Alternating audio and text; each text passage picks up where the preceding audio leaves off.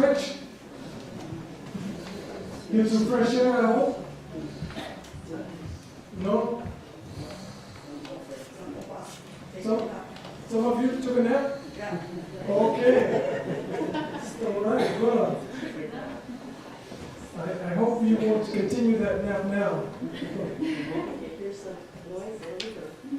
Okay.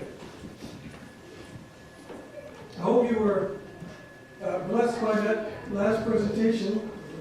My wife, yes, it was a blessing. I was there and I was listening, and it certainly was a blessing. Well,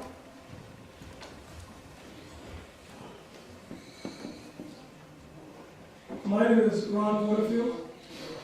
I have the privilege of being married to this lovely woman here, drinking her water.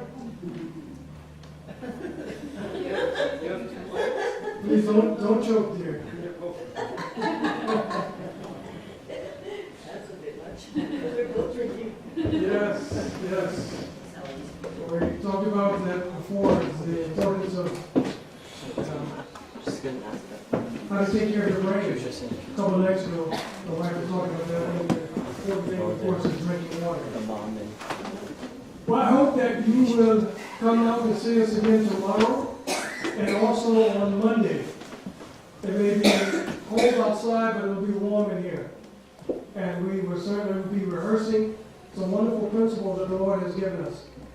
I just mentioned last night that I have the privilege of having that worked at UChibas Institute in Seattle, Alabama for over 10 years. And there they have a lifestyle center, a wellness center where people come from all over around the world, and they want to be healed God's way. Not everyone comes there for that, but some people will come.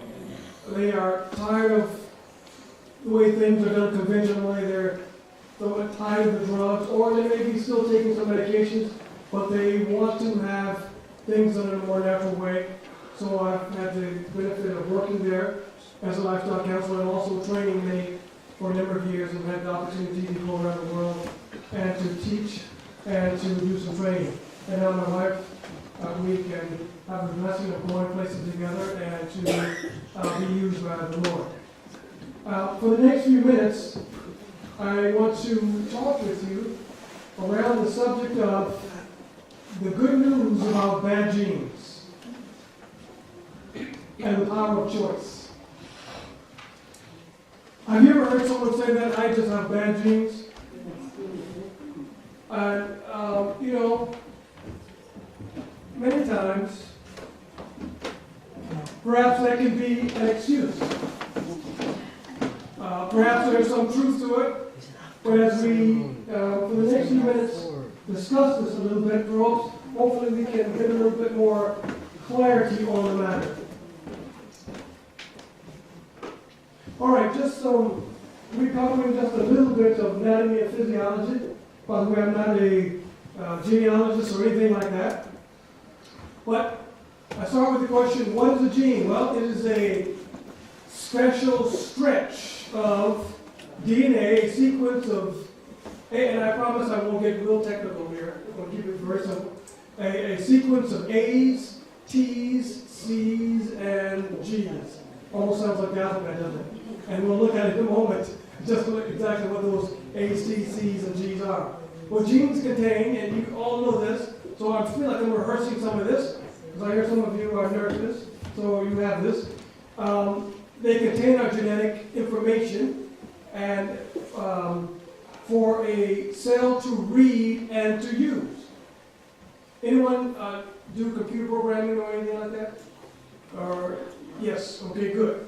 So you know that information is read by, I'm not quite sure, the CPU or something like that. There must be information to be read. So our genes are stored with information. Here we see that they make proteins that interact with one another and chemicals inside the body to build things. So if we want to be built up, we must have information source. The sequence of a gene will determine the size and shape of the protein it builds. All right? We'll go into that in a little bit more in just a moment. Now, of course, you know DNA, the deoxyribonucleic it was in 1952 that it was discovered by Dr. James Watson and Dr. Francis Crick. In 1953, the double helix structure was discovered, and so the presence of DNA was confirmed. Okay, 1952. And by the way, they received the Nobel Peace Prize for their discovery in, I think it was 1964. 1964. Continuing. What is DNA? Well, it's a molecule, it's been known as a molecule of inheritance. And as I say it there with the gene, because a gene, remember, is a stretch of DNA, that is an instruction manual for building of the body. An instruction manual. Anyone here an architect? Anyone know an architect? Well, yes, right, look, right? Well, yeah, you're right. So you know, an architect, most of them, they work from a blueprint, where our DNA, our genes, are a blueprint for building the body. Is that a clear picture for you now? All right, very good.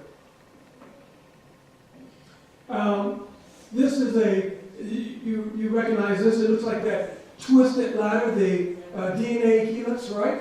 And so what we have here, these are the A's, T's, G's, and C's. Okay, so these are the backbone of, these are what the DNA molecule is built up of, the A's, T's, the adenine, thymine, guanine, and cytosine. Now, adenine is always paired to thymine. You're not going to find adenine paired with cytosine. These two always pair together, and these two always pair together. Now, think about this. So how many like to cook? Okay, so now use another illustration. So what you have here is, when you have a certain sequence of A's, T's, G's, and C's, what you really have is a recipe for making something. In other words, if God wants to, He uses the sequence of these different base pairs to make our eyes, the color of our eyes, our hair, our skin. Every part of the body is made up of a sequence of these base pairs. All right? Continue. We'll clear this up a little bit more as we go. Now, the DNA is stored within the nucleus of our cells. This is the cell nucleus with a magnification of 73,200. Now, the dark stuff around here, that's our DNA. If we were to take one strand of DNA, it would be over 6 feet long. And this cell is much smaller than is smaller than the tip of a pen. So it's very small, but yet the DNA coiled inside would be more than 6 feet. All right, so here we go again. We have the cell. This is a cell. We have many types of cells, right? We have skin cells, hair cells. We have cells to build our fingernails, eyeballs, you name it. Our heart cells. This is a cell. And the DNA is stored within not just the cell, but within the nucleus of the cell. Well, how can you get all that inside? Well, this is the DNA. We looked at those base pairs, right? And what happens is, okay, right here, a stretch of DNA. That's a gene. It's a sequence, a recipe of DNA to make something. All right? So to get all that within a cell's nucleus, it is wound around protein molecules called histones. And when you have this histone and the DNA wrapped around that, that's known as a nucleosome. And then these are wound together again until you form chromosomes. All right? And we know that human beings have 46 chromosomes. We get 23 from our mother, 23 from our father. Men have an XY chromosome. Women have XX chromosome. So when a child is born, the mother can only give an X chromosome because she only has 2 X's. It is the father that determines what the sex of the baby is going to be. If the baby gets an X from the father, then it's what? A girl. If the child gets a Y from the father, then it is a boy. All right? And so now, go back a bit more here now. As I said, this is a recipe to build proteins. Well, what are proteins in the body? Proteins and chemicals that the body makes up. Everything we see about ourselves are proteins. Our hair, our skin, our heart, our muscles, all these are made up of protein.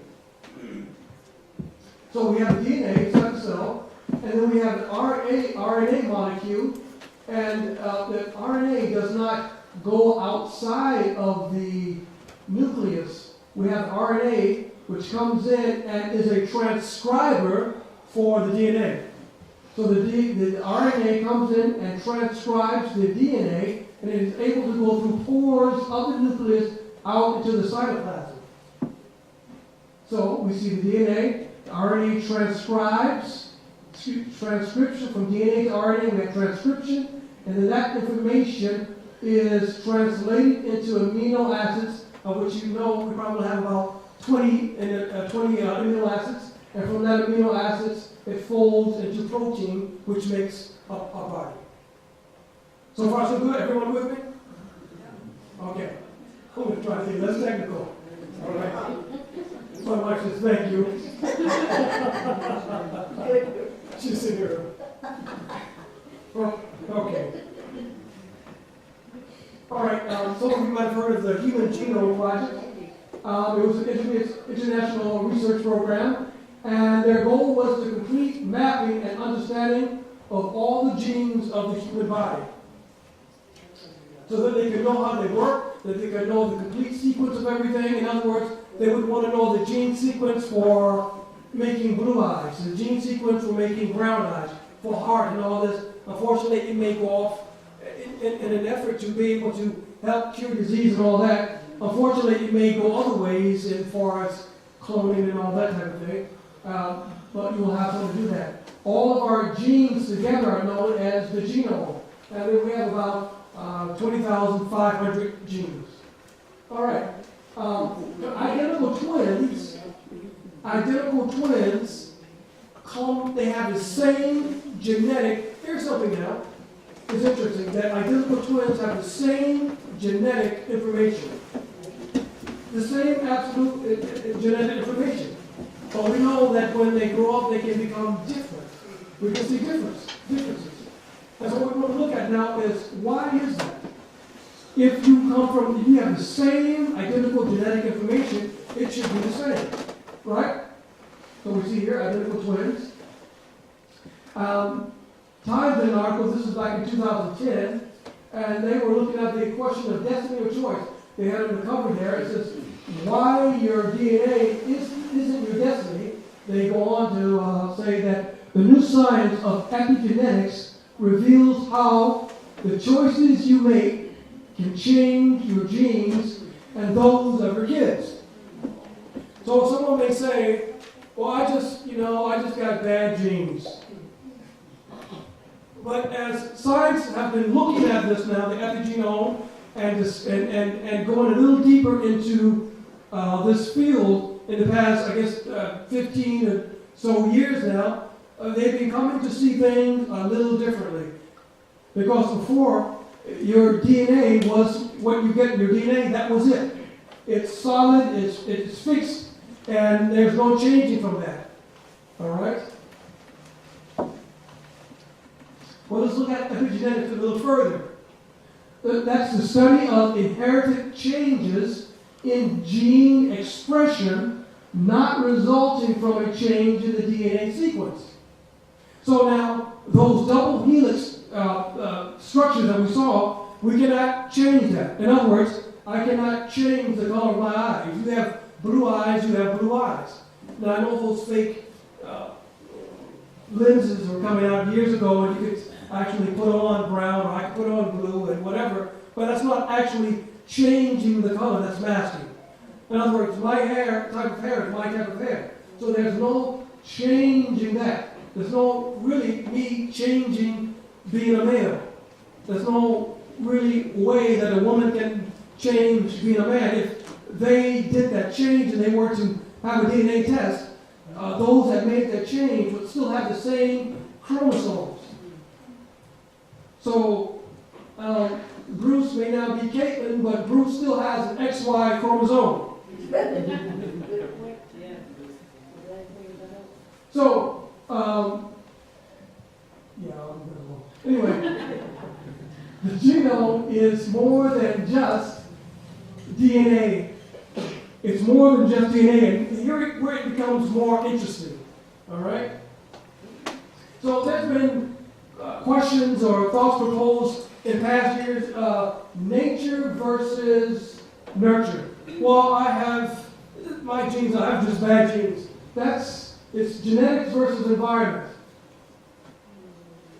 Appearance, intelligence, preference, disease, exactly. Many years now, people have looked at that as nature, genetics. This is what I have. And I've heard people, you've heard this too, well, and truly you have to be careful. You've heard people say, well, my great-grandmother, she died from cancer, she had cancer, and my grandmother had cancer, and my mother had cancer too. So, and you start thinking, well, then it's going to be knocking at my door pretty hard. You believe that you must have it, and I don't want to jump ahead, but there is that is a good consideration. That is a good consideration, but as we continue on, we're going to see that there's more to be considered than just nature. Now, something we need to know is that in every cell, we have the same DNA. In other words, our genes make up all these. Remember I said that the DNA is transcribed by the what? The RNA, and the RNA then makes what? Amino acids, which is folded over into proteins. And proteins make up all these things. But what we need to know is that within the hair cells are scap cells. And within the within the brain cells are the same DNA to make the hair. And within the eyes are the same DNA to make the brain. And within the tongue are the same DNA to make a spleen. And within the spleen is the same DNA to make ears.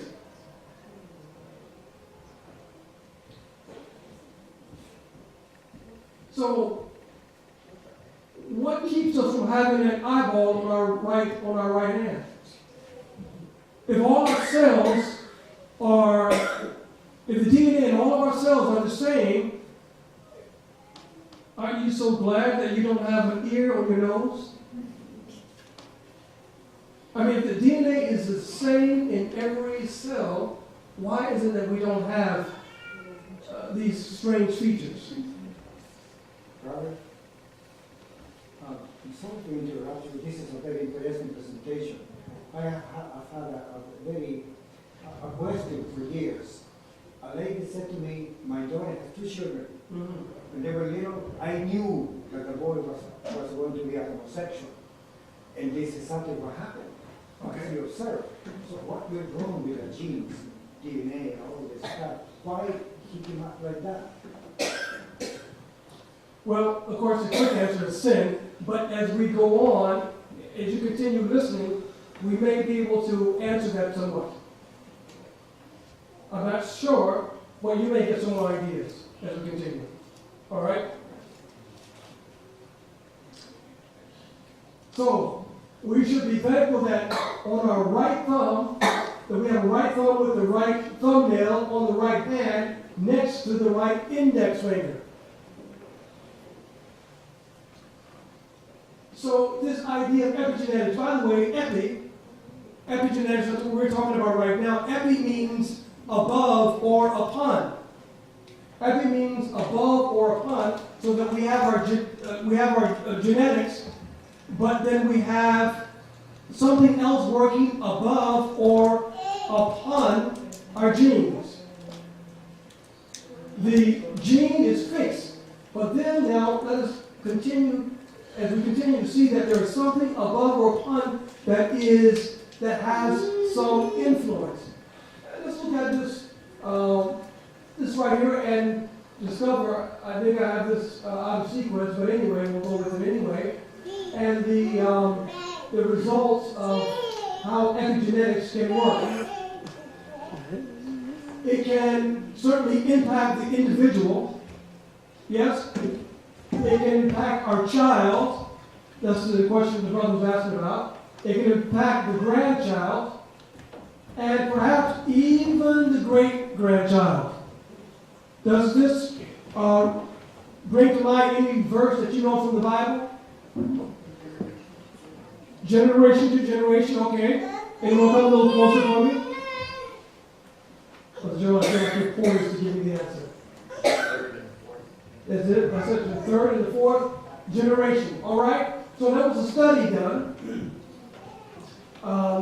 They did a study of grandfather's nutrition. They wanted to see the status of it, whether it was lean versus abundant.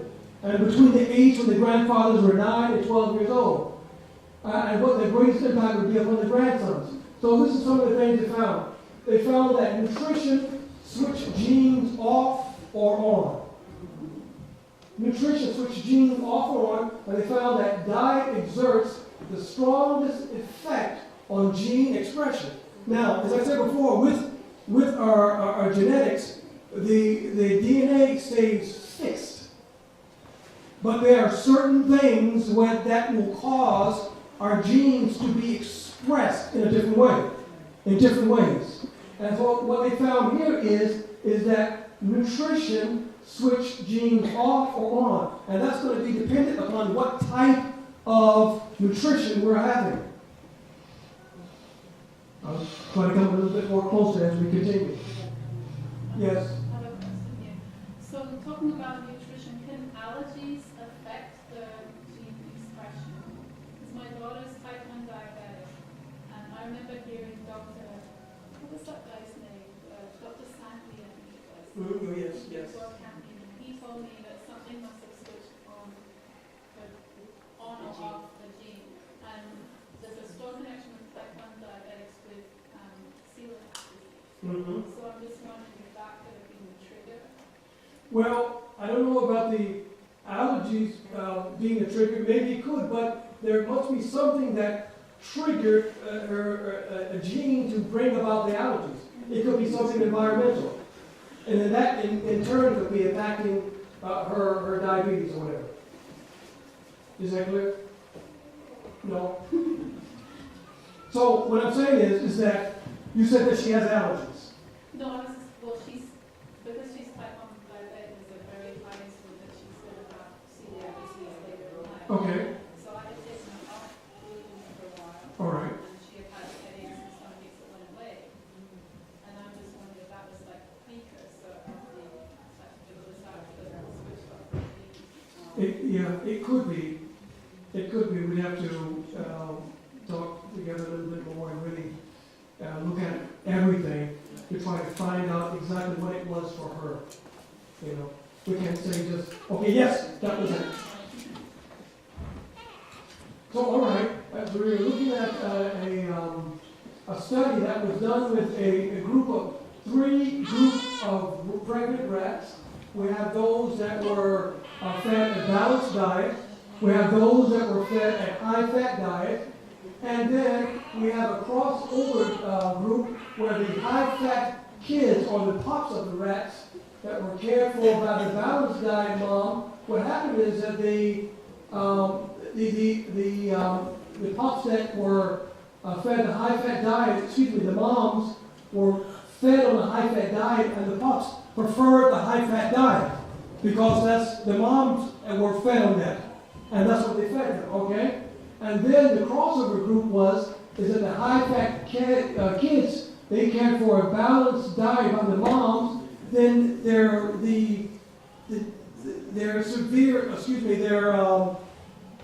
tendencies for disease lessened when they were switched over to a more balanced diet. The mom-fed diet from day 6 of embryo to development through postnatal day of 15. So 6 days from the embryo into the postnatal day of 15. So what they found, I'll continue on with this. So anyway, that high-fat pups, they wanted more food. They prefer high-fat foods. They had higher blood lipids, higher body weight, and they reached puberty early. And then you have the pups that were fed on a high-fat diet, but then they were in the crossover group that now was receiving a balanced diet. And we have pretty much the same as the high-fat pups, but slightly less severe. So we see here at least things were beginning to reduce.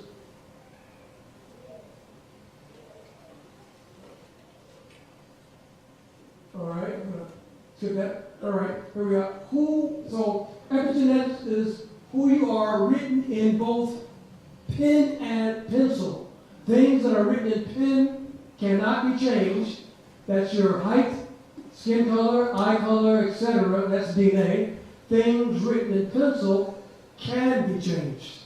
That's epigenetics.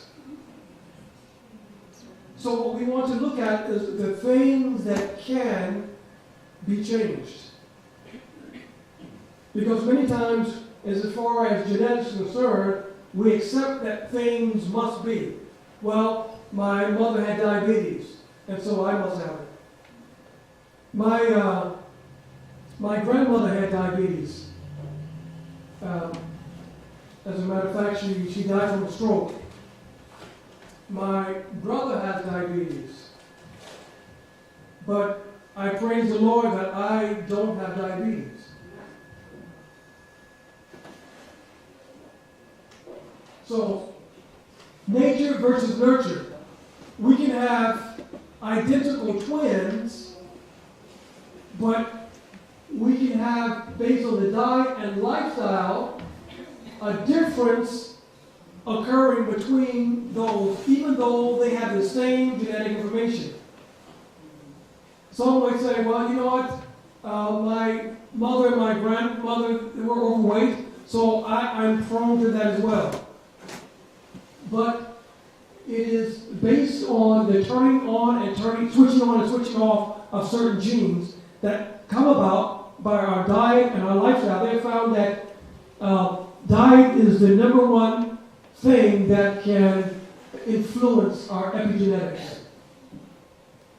So we were looking at the chromosome, the DNA wrapped around histones, coiled together, making 4 chromosomes. Now, the DNA are wrapped around protein molecules called histones.